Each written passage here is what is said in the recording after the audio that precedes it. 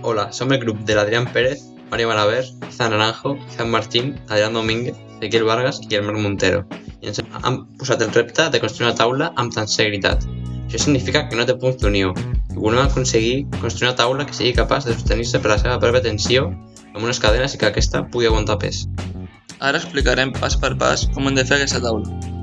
El primer pas és fer les formes amb uns llavis. La base i el suport de la taula la fem de 10,5 cm de llarg i 9 d'anxura. 12,4 cm les cadenes, 2L de 9,4 cm sense pal i el pal de la L 2/3 en perpendicular. El següent que hem de fer és tallar la fusta per fer la forma de la taula. Hem d'agafar les parts en forma de L, com es veu en el vídeo, i dos quadrats tallats amb una serra per tallar la fusta.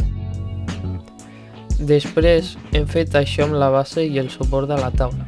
Per aconseguir-ho, hem agafat el tauló de fusta i l'hem tallat en uns quadrats, els quals, posteriorment, hem perforat amb un trepant 4 forats, i per acabar posem les cadenes i unim els quadrats.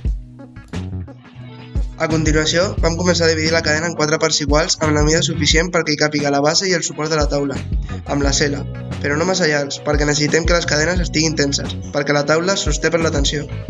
Després d'això, tallem un tros de cadena més petit per unir la cel·la i que aquesta sostingui la taula. En aquesta última part van tenir uns quants problemes, com podeu veure a continuació. Que sé, por ejemplo, espérate. I vam d'haver d'unir la taula un altre cop, però aquesta vegada, a l'hora d'unir les parts, una de les cadenes es va quedar fluixa i no aguantava tan bé el pes com abans. Finalment, vam aconseguir unificar les diferents parts una altra vegada, però no era del tot resistent com abans perquè la fusta va obrir una mica quan va caure la taula, però vam aconseguir el nostre objectiu.